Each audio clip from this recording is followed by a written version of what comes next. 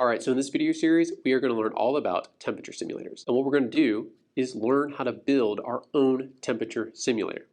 So right here, I have a temperature simulator that you can learn how to build as well, right?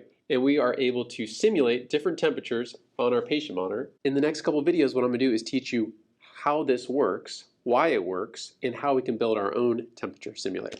So we're going to start out learning about what the YSI 400 and 700 temperature sensors do, how they work, what is a thermistor. We're going to take you through all this, and then we're going to work to how to assemble our own temperature simulator. So get ready, let's get going. All right, so here's an example of what a YSI 400 probe and 700 probe can look like. They come in different shapes and sizes depending on where the thermometer is going to be used, how it's going to be used. The biggest difference you're going to see in between YSI 400 and YSI 700 isn't in the probe, but it's going to be in the connector. Where with the YSI 400 probe, you have the mono plug. In YSI 700, you're going to see the stereo version plug, right? So a little bit simpler of a design with the YSI 400, and then with the YSI 700, you get that stereo plug where you have multiple 1, 2, 3 points of contact. On the mono plug, you have 1, 2 points of contact. On the most basic principle, these temperature sensors are working with a component known as a thermistor. Okay, thermistors are thermally sensitive resistors, meaning as the temperature changes, the resistance changes of the component. Okay, so right now I have my thermistor hooked up to my multimeter right now. You can see the resistance is jumping around a bit as it stabilizes. Now what I'm going to do is I'm going to touch the thermistor and we're going to see how it reacts to a little extra heat. You can see the resistance is going down. So as temperature increases, you get a reduction in the resistance. Now there's different types. There's what's called NTC and PTC thermistors. NTC thermistors are ones where as temperature goes up, resistance goes down. PTC, or positive temperature coefficient thermistors, are ones where when the temperature goes up, the resistance goes up. Probably one of the greatest benefits of these thermistors is they have very high changes in resistance per degree Celsius. You notice when I touch it with my finger here, we're getting kiloohms worth of variation in our resistance changes. This allows us to get a really sensitive temperature measurement, or create a sensor that's very sensitive to changes in temperature. The other great thing about the YSI series of probes is you only need the 2-wire connection. You don't need a reference junction like a lot of thermocouples do. They're fairly rugged and they're flexible, and you can have fairly long leads that attach to the end of them without impacting the measurement. Now, if what we said earlier is true, and the YSI probe itself is just a fancy packaged thermistor, what I can do is input this YSI 400 probe into this jack, and I can hook up my multimeter leads to the corresponding parts of their plug, and I should be able to measure a resistance on my meter. Now, as the temperature changes, say I put this in my hand, what you're going to see is that thermistor at work, right? So it is an NTC thermistor, so as the temperature goes up because of the heat of my hand, you're going to see the resistance go down. And we can obviously correspond that to a corresponding temperature. And that's essentially what your patient monitor is doing. And it's able to say, okay, at 1.7 kiloohms for a YSI 400 temperature probe, this is the temperature that we're at. And it's able to do that to a pretty precise degree because of how sensitive these probes are to temperature changes. Now, if you want to understand more about why the temperature corresponds to specific resistance values, you want to take a look at this publication by YSI on precision thermistors and probes, and they can go into details, and maybe I'll do that in another video where I talk about some of the different types of modes, whether you run these in voltage mode or resistance mode, and how the formulas are used to figure out the change in degree per change in resistance. But you don't actually have to deep dive that too much.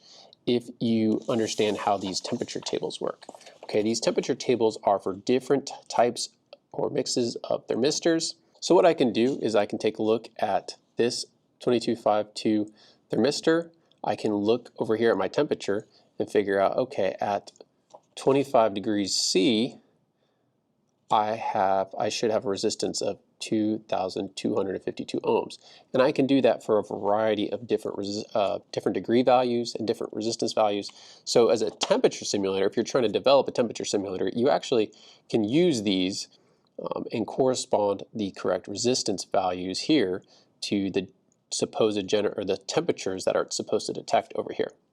And that's how we can create our own temperature simulator. So if we go ahead and we hook up our temperature simulator, and then we connect the appropriate probes to the input jack from our multimeter, we should be able to measure the changes in resistance produced by the simulator on our multimeter. So let's see what happens.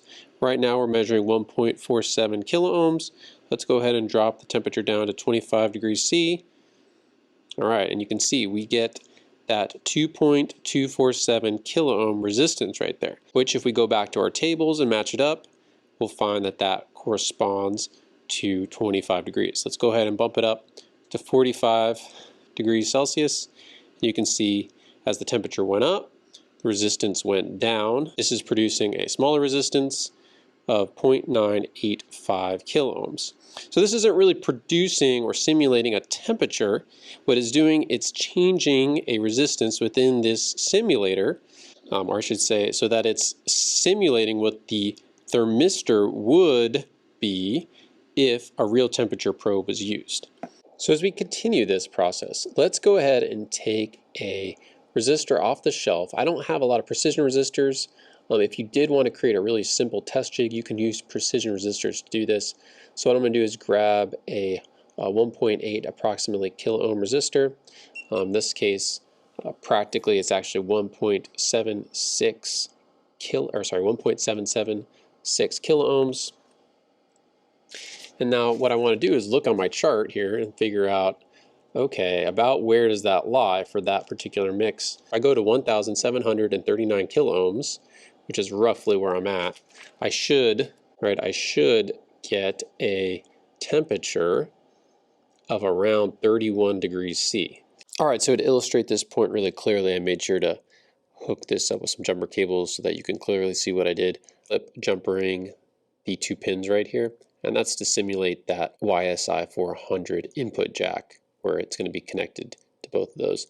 Then the outer ring of the YSI 400 input jack would be touching this spot right here. So what I'm going to do is I'm going to bring in my resistor here, and we should get something a little less than 31 degrees.